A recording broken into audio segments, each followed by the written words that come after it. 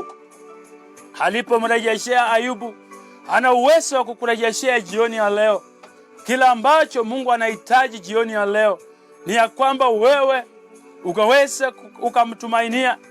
Biblia inasema katika Zaburi 121 mstari wa 2 ya kwamba natazama juu, natazama mlimani, msaada wangu unatoka wapi? Msaada wangu unatoka kwa Bwana aliyeumba mbingu na nchi. Yesu akaambia wanafunzi wake ya kwamba maneno kama haya hayawezekani ila tu kwa Mungu.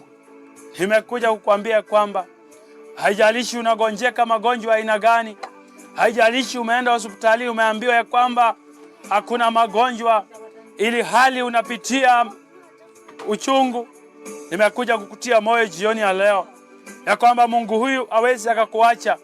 Mungu huyu anakupa uponyaji. Neno la Bwana linasema katika Zaburi 107 mstari wa 20